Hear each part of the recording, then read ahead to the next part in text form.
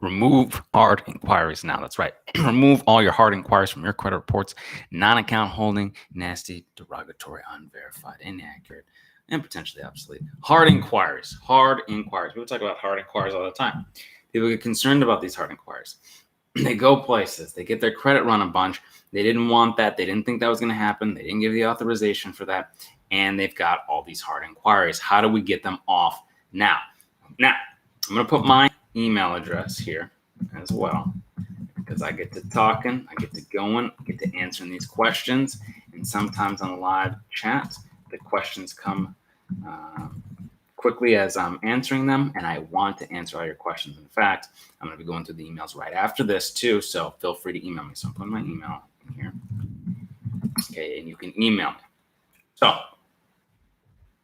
hard inquiry removal. You want to know, we got the letters, we got what you need, and you can get what you need and what you want at 609creditrepair.com. You can get the Beyond Committed package, you get the DIY package, do it yourself, with the email support, me and the team, and or we can do it for you at theawesomelifegroup.com. All right, but what did you tune in for? How to remove your non-account holding hard inquiries, okay? So let's get into it. So I've got some letters. We've got some information on this. So hard inquiries could potentially bring your score down 3 to 5 points if you've got good credit. So you get a hard inquiry, and the odds are that you've got the credit, right? Because you have good credit, and it goes down 3 to 5 points. And then after a period of time, your score comes back up. Now, if your credit is less than stellar, right? It's not the best. And, you're dealing with nasty, negative, derogatory items. And perhaps you went somewhere, you're saying, hey, okay, maybe I need a car, or maybe I get financing, or I need a credit card, or I need something. And you get hard inquiry, multiple hard inquiries, and you did not get that account. That's a non-account holding hard inquiry. Those are the ones that we're typically looking at. Now, in the instance that you feel like, well, I've got all these non-account holding inquiries. They're a little bit fresh. Can I go right away? You can. You can also wait about 90 days just to be on the safe side, just in case these individuals think they're going to play games with you and push back. 90 days usually if they've had any documentation. If they maintained it, they usually purge that kind of documentation. But this is the thing. They may not maintain any documentation. They may not want to maintain any documentation. Oftentimes, they don't have documentation. Be running your credit 15, 20, 100 times, not quite 100, but 50 times at these car dealerships or mortgage companies or wherever it might be, credit card companies, wherever it might be. So we're going to get into the letters and what they actually say here on this live stream. Got some people coming in now, right? Yo. Hey, look, I applied for a mortgage, but I got busy, never did anything. Can I remove that? Do I have that option to remove these non-account holding inquiries? You have the ability to dispute these non-account holding inquiries. You have the opportunity to repair your credit. Okay, so the first one, hey, I need you guys to work on my credit. Yes, absolutely. All right, theawesomelifegroup.com. So, Remain Humble says, hey, look, I want to get my credit reports uploaded to you guys. Hey, if you're wanting help with that, you can also email me, right? That's just what I'm here for. This is why you want to be on these live streams.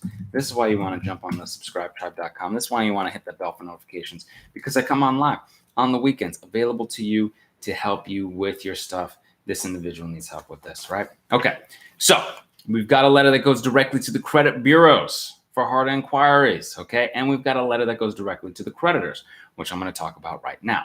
So I recently reviewed my credit report, found some unauthorized hard inquiries, right? These are non-account holding inquiries. Now, these are the special hard inquiry letters on the 609 dispute letters that we have that goes through rounds of them, okay? There is a bracket on the letter. There's a footnote on the letter. There's a portion of the letter that says remove all non-account holding inquiries over a certain period of time. Okay, 130 days or something of that nature, right? So there is something to have non-account holding inquiries removed. If you don't got a lot of hard non-account holding inquiries like I did, like I didn't have a ton because I wasn't applying for credit. I had bad credit. I didn't have a ton, maybe a couple few here or there. And so that helped. It removed some of them. And it wasn't a big deal. 2 or 3 removed, whatever. But if you're looking at 5, 10, 15, 20, 30, all these 50 hard, you're going to want to get that cleaned up if that's holding you back, right? So I recently reviewed my credit report to find unauthorized non-account holding inquiries, right? Unauthorized inquiries, okay? No proof I initiated such inquiries, nor written authorization, and have failed to provide any permissible purpose. This is to the bureaus. And we're going to talk about what we're going to send to the creditors as well in a minute. So stay tuned. Since they don't have any authorization, any written authorization, okay? It says I get a notification that you are live as I'm standing in line to the post office sending out my second round of letters. Excellent. That's what we do. We stay on top of it. I'm with you all the way through the process. You get those sent out. You send these letters, all right? I'm in your pocket. I'm with you. Where you at? This is the digital age. I'm helping you get to the other side, all right? 609creditrepair.com. We can do the work for you, theawesomelifegroup.com, all right? So no permissible purpose. Failed to provide it. Any permissible purpose, contract, written authorization, anything of this nature, okay? Since you don't have that, and you've written it, or even verbally, you've got nothing, you must demand that you delete these unauthorized inquiries from my credit report immediately, because there's no evidence of any authorization or permissible purpose, right? According to Section 604, the Fair Credit Reporting Act, talked about permissible purpose, talks about 1681. It keeps going on, right? Any consumer reporting agency may, must, will, they have to be able to provide this permissible purpose and show this, okay? Otherwise, any business could put on hard inquiries, okay? So it talks about, it has to be a legitimate inquiry for credit and so forth and so on, must be connected to this business transaction that's initiated by the consumer, so forth and so on. It goes on and on, right? It's a whole letter. 609creditrepair.com, got it in the Beyond Committed package. Now, that's part of that process, but we've got another letter, and we've got follow-up letters as well. Let's stay tuned, okay? The Brandon's striking me back, stalking me back, and making sure I'm doing what I'm supposed to do. That's right, making sure I'm everywhere. Make sure you send out these letters, because credit repair starts when? It starts now. That's right. Okay, so another hard inquiry letter, okay? So you send that to the bureaus on top of your 609 letters that are already saying to the bureaus, remove all non-account holding inquiries, okay? You don't list all of them on the 609 letters. It's a note on there that says remove them. But this is where you can list. This one you can list to the bureaus. And it's got a space for the creditor name, the inquiry date, and so forth. Now, we've got this one you can send to the creditor, the actual people who are sending to your, supposedly sending the information to the bureaus. So, of course, we've got your contact name and, the creditor's name and the department that has been putting it on there, and all this good stuff. So, when you're sending this to the creditor, okay, it will say something like, hey, cease any and all unauthorized hard inquiries into my credit report, okay? So this is to stop them if they're continuing to do this, because some individuals have said, hey, they keep looking at my credit, even though this is, I've been done with them a while ago. This is cease unauthorized hard inquiries. So this letter is a formal notice. Cease your unauthorized hard inquiries into my credit, and a formal demand that you immediately contact the credit reporting agencies and remove these hard inquiries, these unauthorized hard inquiries from my credit history, okay? Be advised, I'll be checking my reports, and you're going to ensure that you follow up on these unauthorized hard inquiries and that these get removed, and you can label them, the company, the inquiry date, okay? What credit reporting agency it's on, okay? To my knowledge, I have not seen any signed documentation, any signed authorization that your organization was able to put this hard inquiry on my report, and that may be a violation of the Fair Credit Reporting Act, Section 1681B, Charlie, C. The Charlie's military, 1681B, C. This is the transactions not initiated by consumer. And there's other factors that go into this as well. This is the type of stuff that we talk about because you want to have your information from that, you want this information going to them from you, showing them that you know your rights, that you have the right Fair Credit Reporting Act's on there, the Fair Debt Collection Practices Act. These are the types of things that people get concerned about. They say, hey, do I want to handwrite this? Do I want to type this? Do I want the highlighters? Do I want the staples? I'm worried about it getting scanned. We use their own tactics against them. When they see this pop up on their computers and they're trying to scan it and they see the right verbiage, the right connection to you knowing your rights and being able to leverage your rights and utilize them, that's when they get it is your rights, the acts that help you get these negative, nasty, erroneous, unverified, inaccurate, obsolete, non-account holding inquiries and all these negative items off of there. Okay. So when you're worried about, hey, should I handwrite? They can all work. It can all work because the acts, the Fair Credit Reporting Act, FACTA, Fair Debt Collection Practices Act, that's what's going to help you leverage this and get these negative, nasty, erroneous items off of your reports. We've got the letters for you. We've got the system set out for you. We can do it for you at the Awesome Life Group, or you can do it at 609creditpay.com. Get the Beyond Committed Package, get the email support with me and the team. Okay. So if this letter goes on to say, if you think you're in possession of such a document that you think authorizes it, please furnish it. You must furnish it. I request a copy of such documentation. Address it to me. You cannot 100% verify this. It must be deleted, okay? And it goes on to quote a few other things for you. So this is the letter that you get. This is the type of stuff. People talk about, hey, man, my inquiries came off. They couldn't provide any proof. They couldn't provide any written authorization. They had nothing. Nothing. There's negative, nasty, erroneous items holding you back. You can get them out of there. You can get these hard inquiries off now. You can get your score up in the 700s and the 800s. You can get to the other side, okay? We're going to get into some Q&As. I'm going to put my email here again because I go through the, the kind of a little bit of the lecture portion here, and I want to make sure that I get all the questions. I'm going to be going through the emails right after this, so please feel free to email me if I miss any questions. Hey, do trade lines really work? Kenny Frazier. Okay, so when an individual is talking about, hey, trade lines, we're talking about authorized user trade lines, or we're talking about primary line trade lines, primary in your name, primary trade lines. AU trade lines, authorized user trade lines, primary trade lines. Two types of trade lines. Trade lines are a line of trade or a line of credit, basically synonymous, basically the same names, synonyms for the same things, right? Trade line, a line of credit, a loan, a credit card, mortgage, house note, whatever, right? Car note, whatever it might be, business line, which is usually on the business side of things, a line of credit. Okay, so a trade line.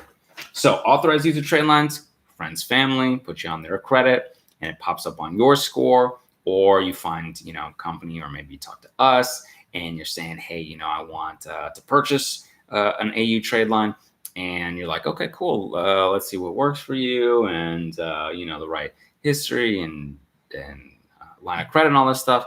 Do they help? Do authorized user trade lines help? Yes, I've seen it personally. I had an individual that I was working with that had a bankruptcy, and immediately the soonest, one of the quickest things to do is to add them on as an authorized user trade line, to get authorized users in their name, to get credit cards in their name as an AU. Boom, yes, boosted their score up into the high 600s, low 700s, and they had good credit. Of course, they had a bankruptcy, which we had to work on and dispute and all that stuff and get that negative, nasty, erroneous, unverified bankruptcy out of there. But in the interim, in the short term, it did help. Can authorized users help? Yes. Now, with that specific situation, it took a decent amount of authorized users. It was more than just 2 or 3. It was probably a little bit more, but it was like a friends and family situation. They had the ability to have friends and family help them out rather than have to purchase all these trade lines, which was for a short period of time. That's the difference. If you have AU trade lines for a long period of time with friends and family, that's going to help maintain your score over a long period of time. And they've got to be able to have good history. They got to keep their credit utilization way down. They've got to be able to pay on time all the time. That will help. If for some reason they, get a little derogatory item, it's going to pop up on yours as well. So you want to be cautious of that. But if you can keep authorized user trade lines for a long period of time, that's going to boost your score up and keep it up there because it almost looks like it's yours. The only time it kind of becomes a little bit of a little thing is sometimes with mortgage companies, they want to see enough primary trade lines in your name and that kind of stuff to make sure that, you're doing your thing with your credit, and they kind of figure that out. They kind of have they get a little tighter because it's a big house, big purchase. But other than that, most of the time you're good to go, that can allow you to get credit cards in your name. That person was able to get a couple of credit cards in there. Even one was one of these cash back cards. Okay, one was a miles card. miles card and a cashback card. So they had two kind of premier credit cards. One was for miles and one was for, you get points in miles, and one was for cashback. So it was pretty good. Out of bankruptcy, all through authorized user trade line. So did they help? Yes, they can help. Now, when you're doing the short-term trade line, authorized user trade line, purchasing from somewhere, basically kind of leasing good credit, right? You get credit for a period of time. The idea is that you will get to a point where your credit is solid and get your own primary lines, like that individual I was talking about. They were able to get their own travel card and their own cashback card. Or maybe you're looking, okay, now, now I can get my car note, right? Or now I can get my own primary trade lines in my name, like that person did their own credit cards and their own cashback card and travel card. And so when you have these primary lines in your name, trade lines, those of course help. We talk about building credit, getting, the self lender. That's a line of credit, a trade line in your name. Unsecured cards, secured cards, talking about store cards. When we talk about store cards, when we talk about, getting these trade lines, getting these store credit cards like My Jewelers Club card, New Coast Direct, they can help as well. Some people have had success with that as well. So yes, we believe they can help. And if you have more questions about this, or you want to know more about it, you want to know about, building your business credit and all this stuff, you can get on these lives with me. You can hit that subscribe tribe button. You can email me. We are here to help. Okay. So I'm make sure that I'm getting back to these questions. Now we got a lot of questions. Nice. Just bought the program. I'm mailing out everything on Monday. Excellent. Josh says, hey, Brandon, that's crazy. You started with these inquiries live today because, I just sent an email about these hard inquiries. Excellent. It's good stuff, man. It's good stuff. I get emails on the daily, right? I get emails daily helping people get to the other side. Everybody's credit situation is a little bit different. Everybody has questions about certain things, and, even though we provide everything you need in the 609 package, the Beyond Committed package, or we can do the work for you, at the Awesome Life Group, it's great to have somebody to bounce these questions off of, because, sometimes, especially when I was learning, growing, I'm like, wait, maybe I get a little confused, or maybe I'm not sure, or maybe I missed something.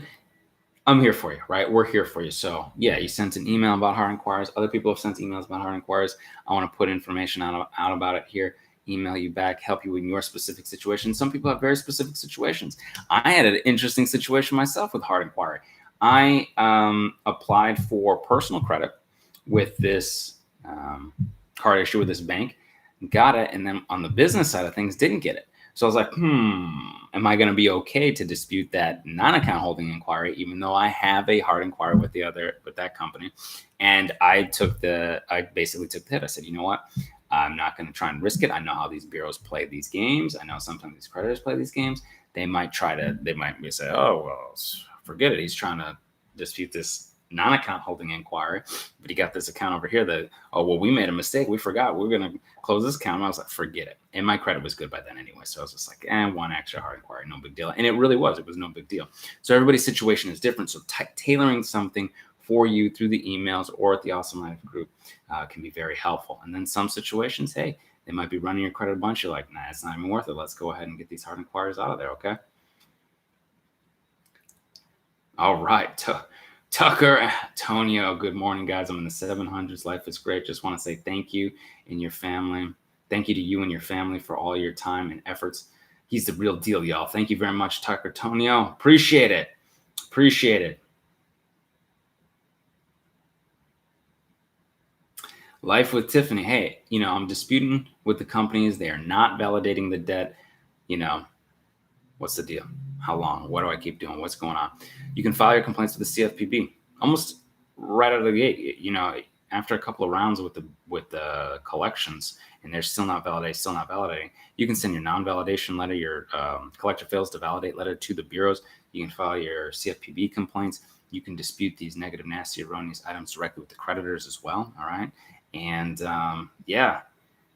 absolutely get these complaints going, keep pushing, and keep showing the inconsistencies of the reporting.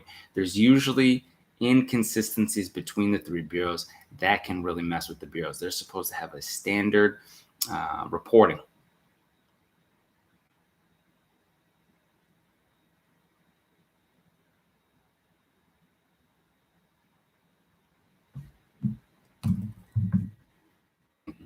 Thank you.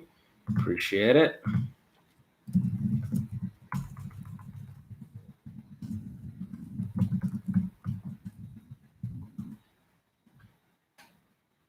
I need to get on board. Yes, absolutely. All right. How do you feel about Self.Inc., formerly Self Lender? Emmanuel asks, hey, people have had good results with Self. People's credit scores have gone up from Self. So, back in the day, I didn't know about it. It might not have even been around when I'm trying to think. I should look that up and see when they were founded. But yeah, I mean, if I had known back in the day what I know now, things would have been a lot easier for me. But, you live and you learn. And so if Self works for you and your budget and your specific situation, then so be it. Now, if you've already got and again, everybody's credit is different. Let's say you've got couple collections on there, right? And maybe there's a charge off or something too. But you're like, well, I went through some stuff. Like for me, I went through some medical stuff, 2 knee surgeries, hip surgery. You guys, most people know my story, but maybe you went through something, but you were still maintaining a good, positive payments on your car notes, on your mortgage, all that. Well, you already have 3, maybe even 4 good loans paid on or paid off or paid on time. So a secure loan, the Self loan, might not be the right situation for you. Yeah, you might be looking for more of a trade line, a credit card, a store card, something in that nature. So it just depends. You can tell me here too, Emmanuel, if you like, or you can also email me. I know some people come in and out of the chat, and some people may not want to, put all their pertinent details out there. So that's also why I put my email, so you can get to me. Lisette Medrano says, Tucker Tony, I agree with you. They're the real deal. Amazing at what they do. All right. Appreciate it. All right. I have them doing it for me. Now she's in the 650. So I hadn't been in the 650s in many years. And I think now you're in the 650s, and we're still not done. Simply amazing. Excellent. Excellent. I appreciate it. Appreciate you coming in here, letting us know about the Awesome Life Group LLC. We're kicking tail. We're in now, standing by for the VIPs on Saturdays, right? Everybody's a VIP that's here. This is the thing, is that, if you're here, you're watching this, you're one of the VIPs. The individuals who are coming on board, everyone I consider that we're working with are very important people, because you're taking the efforts to be responsible, right? Being responsible for your own kind of credit futures, your financial futures, this kind of stuff that allows you to be of greater service to your friends, your family, you're building wealth. This is massive for the community, for everybody involved. So, you can always pat yourself on the back for that, especially during these, sometimes challenging and unprecedented times. And we're almost through it. We're getting there. I think we're almost there. We got some light at the end of the tunnel. So let's stick through this together. We're almost there, and I will help you get to the other side of your credit. All right. Should I get the negative items off before authorized users? AC Mason. So you can. It's not mandatory though. And if you happen to have authorized user trade lines that are coming from friends and family that are willing to leave you on 6 months, a year, 2 years, indefinitely potentially, then you don't really have to. Again, like that example of the individual with the bankruptcy, they had AUs on there. They still have all these AUs on there from the friends and family, and they're fine. They didn't have to get the bankruptcy off first, But if you are considering, well, I'm going to do these AUs kind of towards the end of my credit repair real quick, 2 or 3 months, I'm going to keep them on there and boost up the score and get it to where I need to be for whatever I'm looking to get, then you may want to go ahead and do your credit repair first. So everyone's situation is a little bit different. And feel free, again, you can email me if you have further in-depth questions and concerns about your specific needs and wants and whatnot.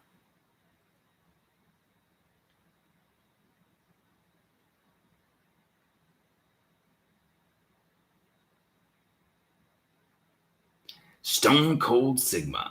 All right, what can I do when they reply to a letter trying to explain what an inquiry is instead of actually removing them or deleting them or providing evidence and authorized? They try to play this game where you'll send something, they'll be like, this is what an inquiry is, and this is what, these BS responses. You can send your next round We do have follow-up rounds for hard inquiries. You can complain to CFPB and actually show them what they're doing, what they're not doing, and what you demanded from them. And yeah, send another round of 609 dispute letters when they give you the full response. Again, the 609 letter has a, remove non-account holding inquiries note on the letter, along with your hard inquiry letters and your follow-up letter. I mean, we've got plenty of stuff. The thing is these bureaus try to play games.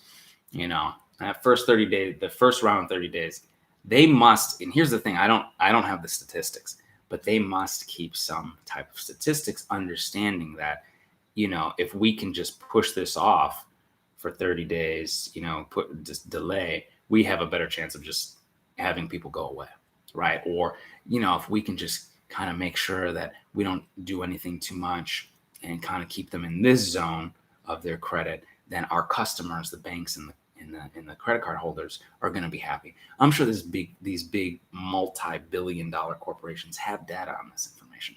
So they're playing a game trying to make sure that they can kind of slide around your rights as best they can and try and keep their customers happy. Because remember, their customers are the banks and the credit card companies. The lenders. Those are the customers. Me and you, we're the consumer. And the customer is always right? So that's how it goes. That's the game. But you have rights, okay? And this is why you have been given these rights, okay? So we help you with this. 609creditrepair.com. We can do the work for you at the Awesome Life Group. Please hit that subscribe, try button. If you're not a subscriber, please hit the subscribe, try button. I appreciate it.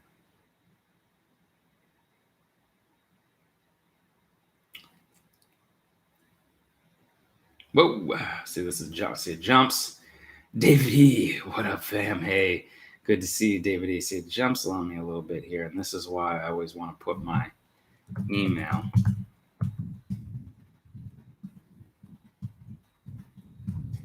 Because sometimes it jumps and then I can't see all these questions. So please feel free to email me, okay?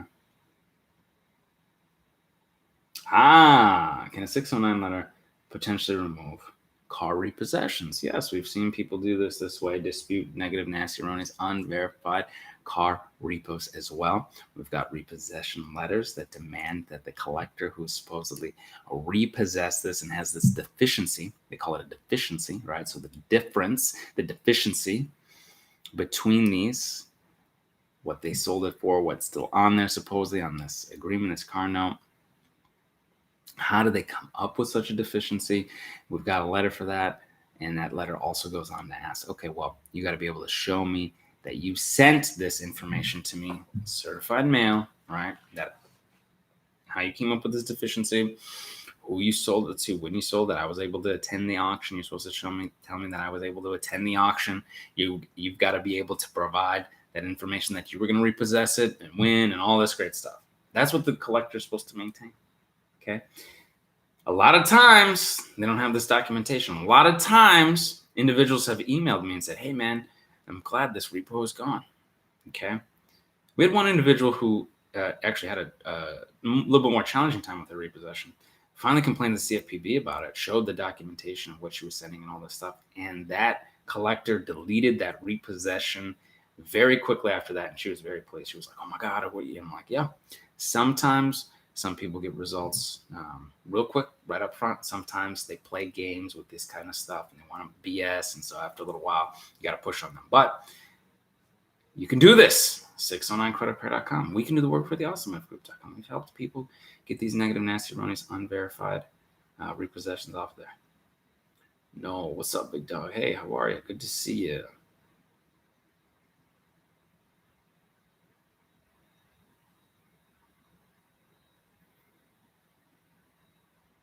Hey, can I send multiple letters at the same time? For example, one is on hard inquiries and the other is on personal information. Travanis Montfort. I think that's a really good question.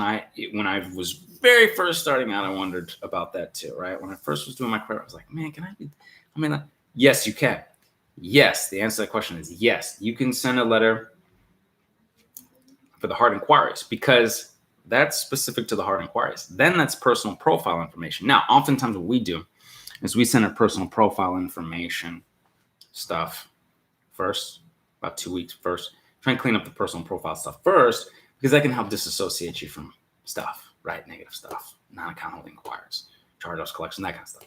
But yes, you technically could send them at the same time. Hard inquiries, 609 dispute letters, personal profile information. The reason you can is because they're different. They're disputing different things.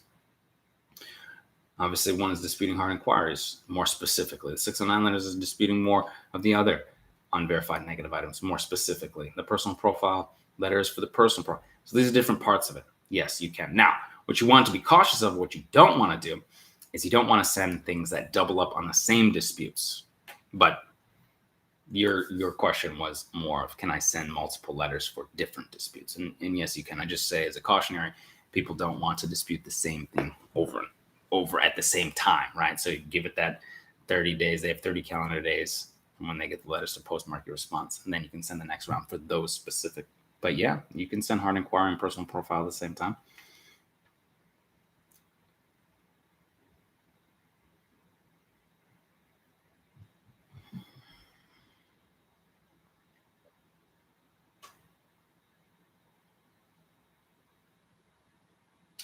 S Thump 377. I use self and it worked for me. Excellent.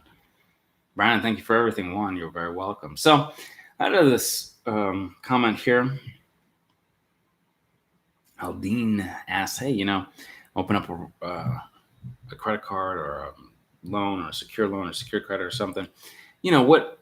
What's the common variation in my credit, right? Because I know hard inquiry can potentially bring down my credit score. How much could it come down? Well, it depends on your specific situation. If your credit score is robust, you're up in the high 700s, close to the 800s, it's going to be minimal. It has a far lesser impact on your score because you have so much good history and on-time payment history and mix of credit and everything that they're looking for.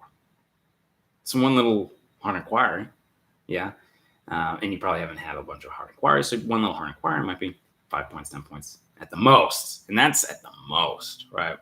It could be 3 to 5 points. But if your score is less than perfect, maybe even less than good, maybe it's just starting out again, you start rebuilding. Maybe you're in the high 500s, low 600s. Okay. Or maybe you're even at 620, 630, somewhere that's not as strong and powerful. And you've already had some hard inquiries, or maybe a few unverified negative items are still on there, unverified late payments are still on there. So if you apply for something, yours might be 10, 20 points down, 30 points down, right? It just depends on your situation. It just depends on what you're going for as well, and what has happened in the process too, because that might not just be one hard inquiry. It might be a collection of things that have happened at that time. So perhaps there's negative, nasty, erroneous, unverified items that they're playing games with. They're trying to do all sorts of BS, which we have a situation where we dispute negative, nasty, erroneous items that they try to do nonsense with, where they try to do this quote unquote re-aging nonsense, right? This quote unquote updating nonsense sometimes. Occasionally they try to change the last dated delinquency, last time you paid, and that kind of stuff, and try to play these games. They try to do this $1. Sometimes people say, oh, well, you paid $1, and there's a blatant violations, okay? FTC, Attorney General, CFPB, BBB. You can complain to all those places on this kind of stuff, right? Okay, so it just depends on what your situation is, but please feel free to email me. I'm gonna put my email address in here. Make sure we won't go too much longer. I know it's a week. I don't know. Everybody's got things to do or want to get back to. I know certain places and the country is starting to open up a little bit. So we're getting through this and helping you get to the other side. So please feel free to email me if we don't stay on too much longer. Okay. Miguel, you've been awesome, and I get a reply from my email every time. It's good to hear. Thank you so much. I appreciate it. We're here to be. It's great to be of service. It's great to be able to help people get to the other side. I appreciate it. All right.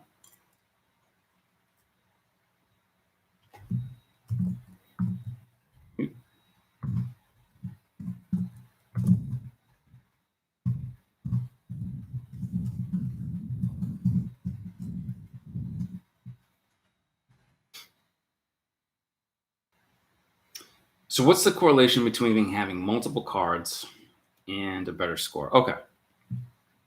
So we've talked about how the highest FICO achievers here, people in the 800s, oftentimes have, I'm not saying get these all right away and, think that that's going to change your score all of a sudden, but 12 revolving credit cards.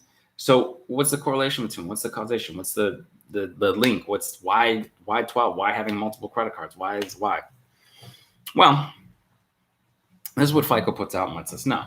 Of course, we don't know exactly, precisely how and why they weight certain things the way they do. They've made that up, right? They say it's 35% here, 30%, and then within that bracket, we want to see you're using 3 credit cards and having 12. So they kind of came up with all these things. I don't know what their risk assessment algorithm is and why that is, but 12 seems to be the right number. Now, what it looks like to us is that you have a lot of available credit. You're not using a lot of credit, and you're able to manage all of this credit. So let's say you saw someone who had 3 credit cards, 5 credit cards, a mortgage, a car note, some good history. They're probably, probably good risk. But if you see somebody who has 10, 12, 24, all these lines of credit, and they're able to manage all that, well, you're like, wow, they've got all this credit. They're not maxing it out. They know how to pay it on time. Then yeah, if they're lending and have a lot of available credit, they're probably a good risk too. Now, over time, payment history over time and building over time is what they like to see, because if you have it all at once, right, let's say all of a sudden in 2 years you have all this available credit, the bank's then going to start to say, well, you got all this available credit. Now you're trying to apply for more credit. Why? Why are you trying to get my funds? What are you up to, right? So they like to see it over a long period of time, and they like to see growth over a long period of time. They want to see that you can manage over a long period of time. They feel very safe, whatever their risk assessment is, right? But that's what it appears like. So that's how they've set it up. And it kind of makes sense, because if it was like, well, you can only manage one card and and do this one little bit, then we might not feel comfortable lending more. And so at some point, it's kind of like this balance of having enough, but not too much. And same thing with the hard inquiries, right? You can get some hard inquiries, but not too much. So they try to keep this interesting balance of whatever their risk assessment is.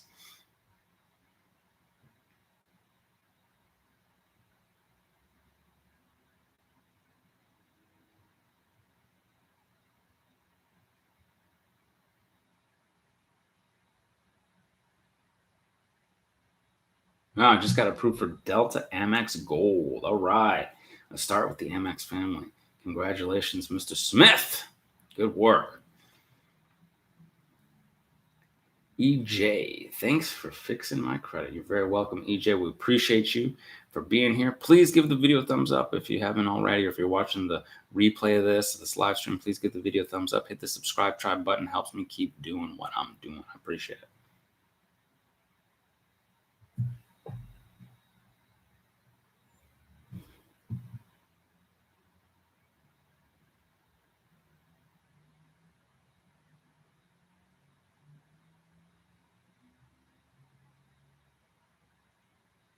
AJ Ogeen says his service is great. His team works hard for you and keeps you informed.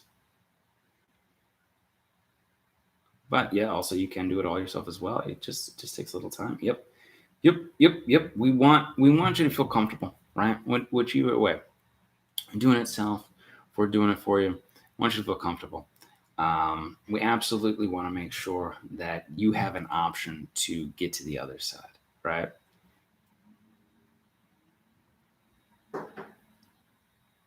Brandon Jerome, I got a jet, FYI. Brandon helped me, and my score went up over 200 points. Now, peace, tribe, awesome. Good to hear. Oh, EJ saying I went from 495 to 612. Thanks to your team. Excellent.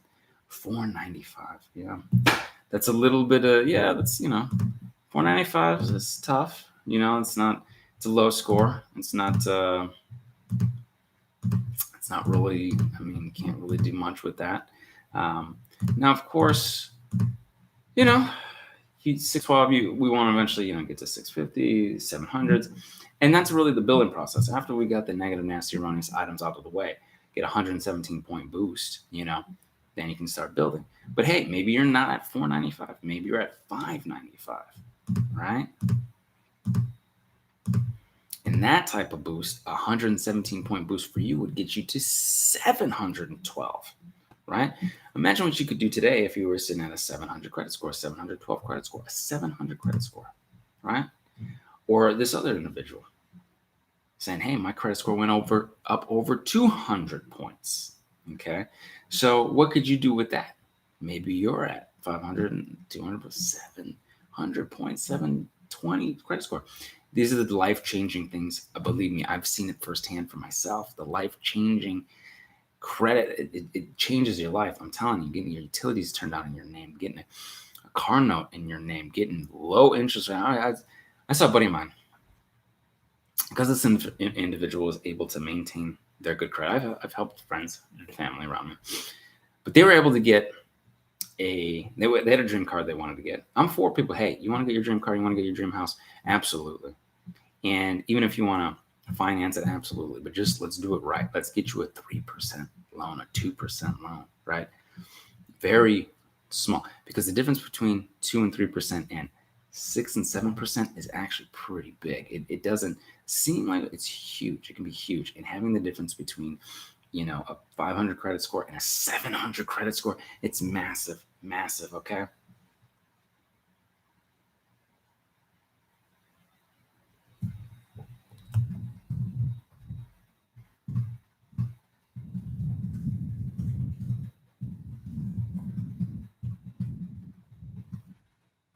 Thanks for the content and answer my questions. Drift Speaks. Thank you very much for the super chat. I appreciate it.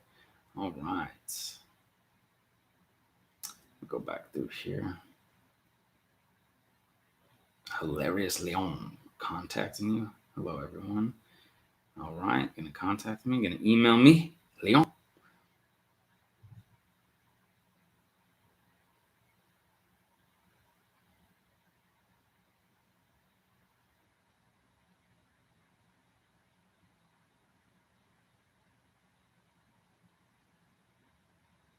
There we go. Tati. Okay. A few accounts with late payments that are closed, not due to charge-offs. It's just hurting my credit, some late payments. And you frequently mentioned, unverified late payments. Do you send it with the 609 letters? Do you write unverified payment? You can write unverified late payment instead of unverified account. So you want to know 609 letters. You can put unverified late payment instead of putting unverified account. Okay, because this is a great example. Some closed negative account. Well, it's a closed account. It's kind of updating positive now. So it's a closed positive account with a few late payments, and the late payments are negative. So you can dispute these late payments. Now, if for some reason you have an account still with that company, right, that's not closed, and it happens, sometimes you're like, I'm not going to keep this card. This one has an annual fee. I'm going to keep this one over here. I don't want to pay 2 annual fees, or this one has no annual fee. It happens. I've done it. It happens. Before I knew to keep everything open. So you can send a goodwill letter too, if you'd like. You can send the 609 dispute letters, unverified late payments. You dispute the unverified late payments. We also have a late payment dispute letter. So there's options for it. There's lots of options. Okay. Maintain that good positive history. Absolutely. This is smart. Get that late payments updated positive and get the nasty late payments out of there and get the good positive history. It will help your credit consistently, all right?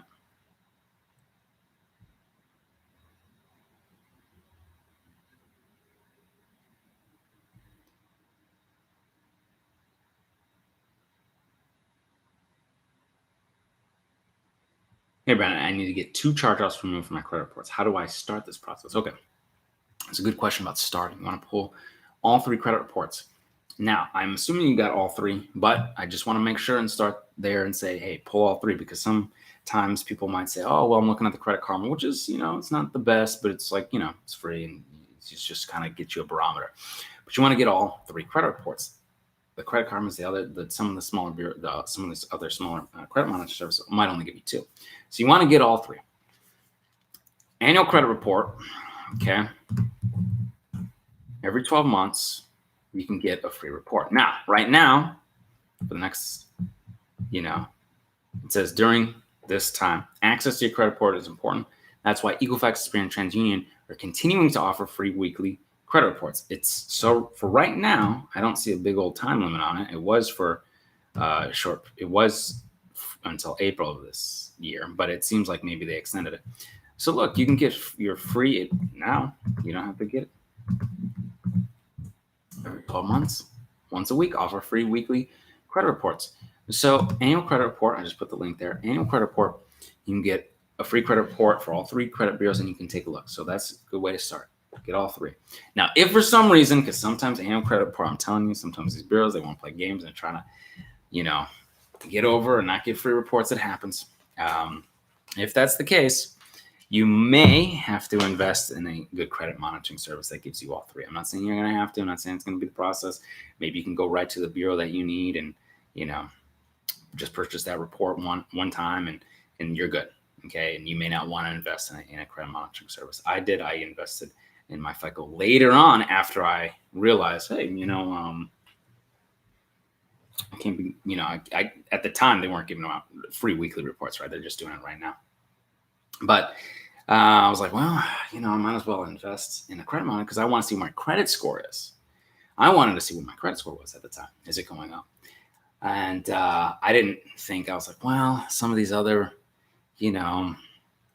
monitoring services, they're all right, but I really want the real one, the myfico.com. I really want to see the FICO. So I just invested in that, and it was good. At the time, it was fine. If you can invest in that, fine. If not, the bureaus are going to send you your updated reports with the deletions you're going to see these reports. So, along with annual credit report, if you can't get all your reports there and you can get them elsewhere for a period of time until you dispute, until you get your reports back, you're getting free reports from the bureaus as well, right? So those are options. So get the 3 reports. Now, 609creditrepair.com, we got the Beyond Committed packs, got all the videos, the letters, the systems, the ebooks, everything to walk you through the process for whatever you might need. But for 2 charge-offs, you can send your 609 dispute letters to the bureaus disputing those charge-offs. Unverified, negative, nasty, running sound, right? Unverified charge-off, unverified account. If those charge-offs, which I imagine they do, have collections associated with them with the collectors, you can send collection validation letters over there, okay, to the collectors. Monitor them, maintain, keep good document history, keep good history, okay? Can I get my credit report mailed to me? How do you remove old addresses and addresses? Yes, Big Ben, you can get your credit report mailed to you at time. Even with annual credit reports, sometimes they're like, oh, well, we can't send it to you online. We got to verify it. Oh, we got to mail it. So there's usually an option. You want to take a look at that and see what's what. I really did the online stuff. I like the online stuff. I like it's just the day and age is what I like. But hey, if you want to get mailed, you actually can correspond with them and write it and send it in mail and send it off and provide the documentation they require, ID, and social, and all that stuff, and get one in the mail, a hard copy in the mail. Absolutely. And then how do you remove old addresses and names? So a specific letter for that, old addresses and names that you can dispute and get that junk off of there, okay?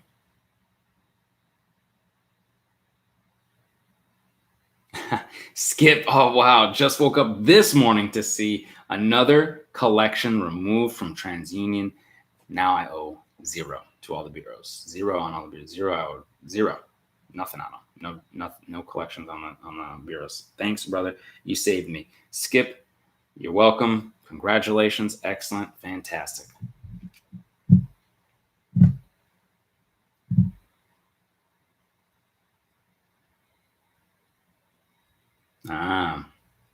Okay. So Queen Bee says, hey, look, I have an eviction from 2008. Can this affect me? How far they can? Okay. So typically, Fair Credit Reporting Act, federal reporting of anything negative usually is about 7 years. Now, public records like bankruptcies can go up to 10 years. Okay.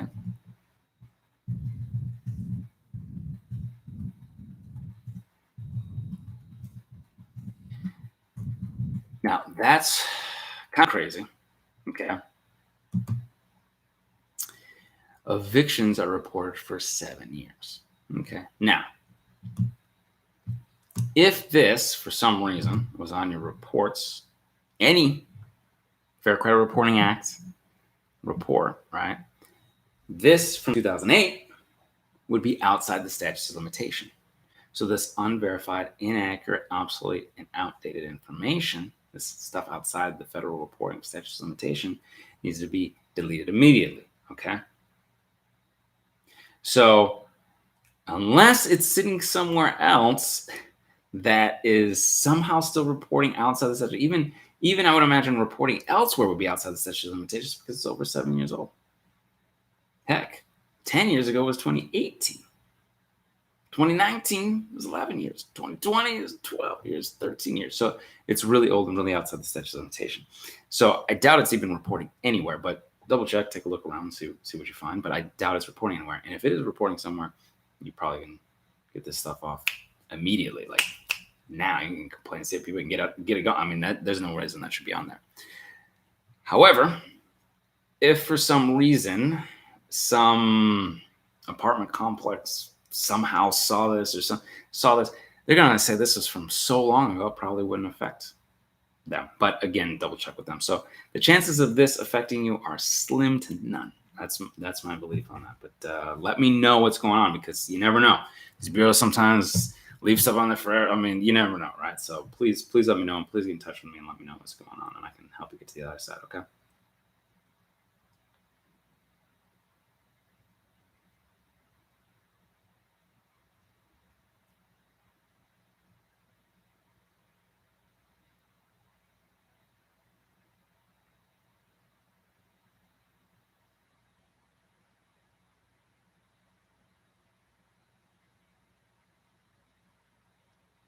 No high interest for me. Wow, that's great. Started at 5:45.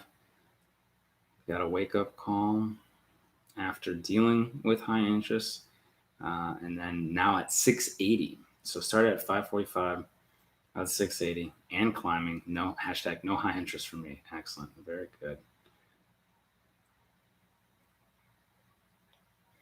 Can late payments be potentially removed? Yes, people have done it. I've done it. People are doing it. People are working on it. We've seen people do it. We've helped people do it. Yes.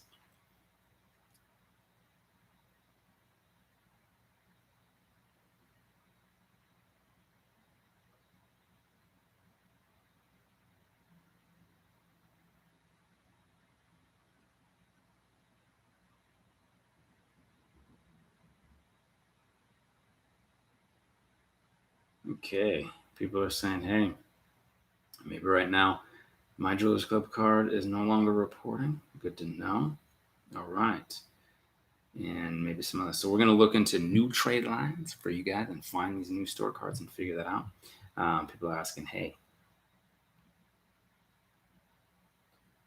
stop reporting bureaus such as, do I need to apply for another one? So it seems to be a new development. So me and the team will take a look at it, and we'll see, and we'll come out, and we'll have a video for you guys, all right, on this. But it looks like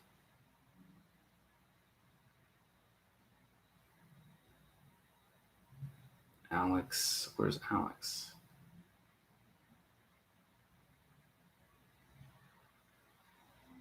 All right, it's cool.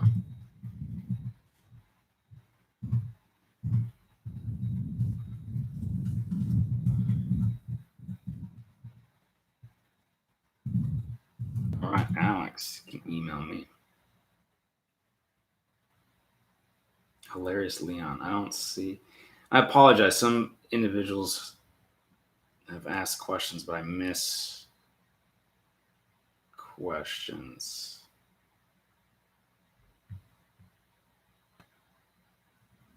So I'll put my email address here. I apologize. Let's see here. I get to going. I get to talking. All right. I apologize if I missed any. There we go. Okay. All right.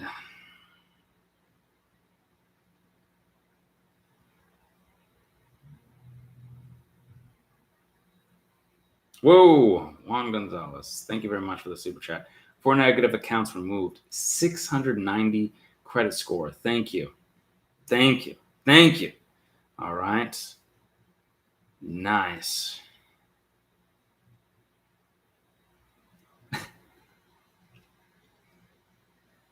What? I want to pay. Oh, I want to pay it forward on me. All right. Pick anyone. Oh, I see. Oh, thank you very much. I appreciate it. Excellent. We'll do one. Thank you very much. I'm going to put my email address here and we'll get this going. And we are about there on time. I'm noticing. Jerome, hey, Jerome, give me a couple minutes, Jerome. All right. I know. God. Let's see here. Does the charge-off just fall off after 7 years? Or do I have to contact the bureaus to remove?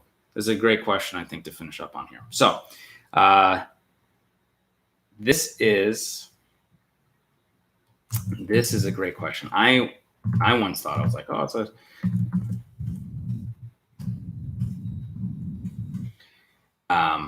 that's what I thought too. I was like, hey, 7 years is going to be up. I actually pulled reports and have seen things sitting on there 7. Now, sometimes they automatically come off. Don't get me wrong. Sometimes they automatically come off, okay? But oftentimes, items, Jerome started shaking that camera. Oftentimes, there are mistakes, inaccuracies, obsolete information, outdated, all this stuff. And sometimes after 7 years, things are still sitting on there. So yes, are they supposed to come off? Yes, of course they're supposed to come off. Absolutely. But we know the bureau sometimes don't do what they're supposed to be doing. Okay. Now instead of doing what they're supposed to be doing,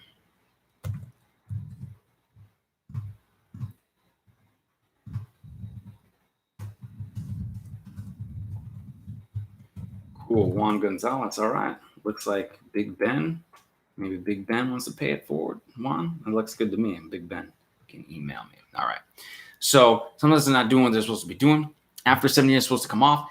If it's not off there, it's supposed to dispute. So this is why I say always double check. Watch your reports. Watch the reporting of it. Get your reports. Get you invest in a nice credit monitoring service for you. I think my FICO is a good one if it works for you and you can, works for you and your budget and that kind of stuff. This is it, guys. We're getting to the other side. We're doing it. 609creditrepair.com. We can do the work for you at the awesomelifegroup.com. All right. You got my email address. Yes, absolutely. Enjoy the rest of your weekend. No, I'm going to be working on the weekend. I'm going to be going through this email. I'm going to help people get to the other side. Please give the video a thumbs up. Hit the subscribe, try button, and that bell for notifications. In fact, if you'd like to know the dates and times when I go live, I send out a notification on thesubscribetribe.com. Okay, sign out a notification now, so just in case you want to get those notifications. Thank you all so very much. I love you all so very much. Thank you for allowing me to be here on a weekend and to be of service and help you all get to the other side. And until I see you in person, I will see you on the other side. Take care.